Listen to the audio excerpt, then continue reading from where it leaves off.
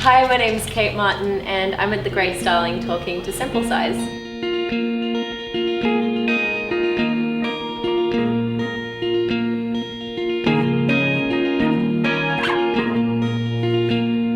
Can you tell us what you have planned for tonight? Yeah, I'm playing with my band tonight and we're going to be performing a lot of content from my new album, which I'm going to release next year. But yeah, I wanted to kind of preview and showcase some of my unreleased material to give people an idea of what they can expect on the album and also like gauge their responses to it as well, which I'm quite curious about. Awesome. How did you get started in music?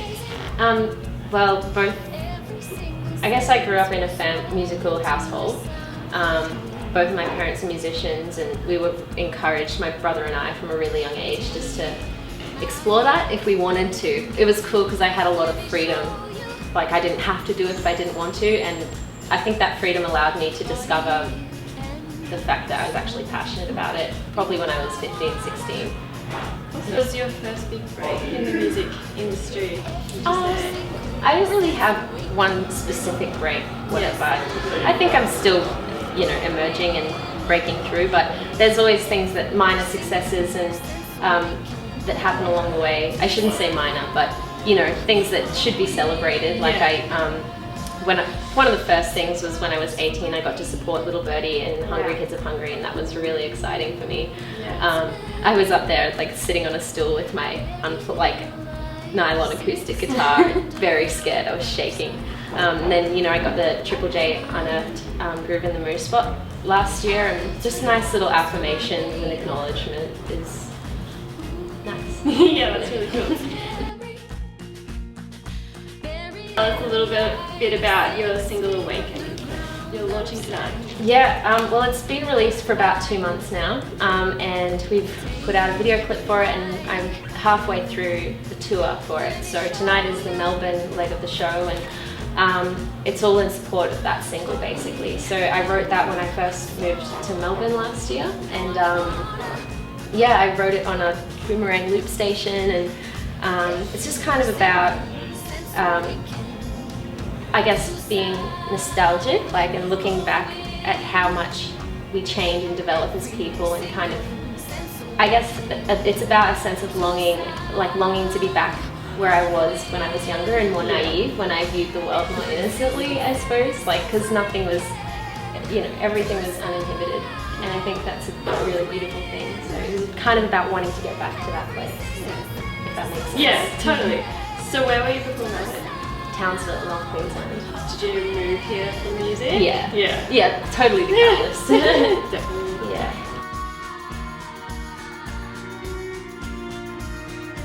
The clip for Awaken, it's like a very ethereal, beautiful clip. What was the best part about making it? I think it was that there were so many awesome people helping out, and it really took the pressure off of me. A lot of the stuff I've done in the past for video clips has been quite unscripted, and it's been a really small crew and quite, DIY. But this one was epic. It was all hands on, and the girl made this really beautiful kimono for me, and I got to do a lot of spinning in it, and someone put hair extensions, and it was fun. Yeah, your hair was like down. I know, yeah, it was crazy. It's kind of like my dream length, so that was fun to have that for a day. You didn't get to keep them? No, they were kind of annoying me as well. By the end of the day, they were making my head buff out, and I looked like one of those girls with who had fake extensions, and how anyway. Yeah.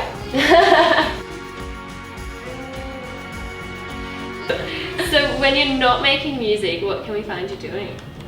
I guess music does take up a lot of my time. I dedicate a lot of my energy to it, but sometimes I feel it's really important to just stop and have a break, and if you're not feeling creative, just do other stuff. So usually I find fulfillment in things like writing and journaling and socializing, and I like a glass of wine, like white wine, and sometimes I like to read, although it depends on what I'm reading. I have a pretty short attention span, it has to kind of grab me straight away. Yeah, I don't know. I also like time on my own. Yeah. And watching films. Like a patient on death row, and your eyes will turn to You're playing in Melbourne, the Melbourne leg of your tour, and you've played in a few other states and towns. Which place has been the best so far? Well, it's just been a short tour, like, so we've done Sydney, Byron, Brisbane, tonight's Melbourne, and then I'm playing Paradise Festival next week. But I'd say my favourite so far was probably Brisbane. Yeah. We got to play at Black Bear Lodge, which is one of my favourite venues. Yeah. And it was, yeah, it's so beautiful there, and the sound was perfect, which made it really easy for me and my band to perform and have a lot of fun. And yeah, I just love playing in Brisbane. Awesome. Yeah. We saw like some hail happening in Byron when you were meant to play there. How was that? Yeah, the Byron Bay show got cancelled, which was really crap. Yeah. We'd already set up and sound checked and everything was ready to go, and the venue is really cool. It's called the Byron Bay Brewery, but it's kind of like this semi-indoors, outdoors, like amphitheater type stage. Yeah. So all of our stuff got hailed on, like golf ball size hail, man, like unlike anything I've ever seen. And it hailed on our pedal boards, and like me and my guitarist Will were just like this is the most stressful thing, because all of our stuff could have been broken, but luckily it worked. It was a miracle. The next day we let it all dry out and it worked. So yeah. So you headed to Paradise Festival. With, who are you most excited to see while you're there? Performing? Yeah. I'd really like to see Elizabeth Rose again. Yeah. I saw a snippet of her set at Big Sound and I was really impressed. And yeah, I hope she plays that Rhythm of the Night song. And so when you're touring, what's the one thing you can't travel without? Well, we were speaking about this before, weren't we? Boots. Because I wear boots with every single outfit. That's like they're my favorite things in the world. And I think I counted the other day at home, I collect boots. I've got a lot of pairs of boots, like something like 13 pairs. What? I have like 13 shoes. Yeah, I sound pretty materialistic, but at least it's not like high heels or whatever. They're just like, you know, these boots are falling apart, like, but I like that about them. Yeah. You know, they're cool. These are my tour boots, and these have been on tours with me for years, so They have character. they definitely have character. So where do you draw your inspiration from? I guess music predominantly. And thank goodness for Shazam and like that voice memo.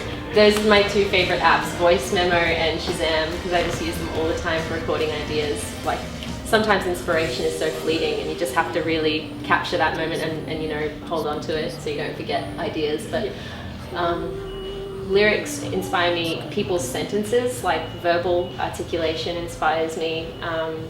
When people have nice dialect and vocabularies, I find that really inspiring. Sometimes, like, and it's not just music related, you know, landscapes, environments, nature, all that kind of stuff. You can derive it from anything. Yeah. You know?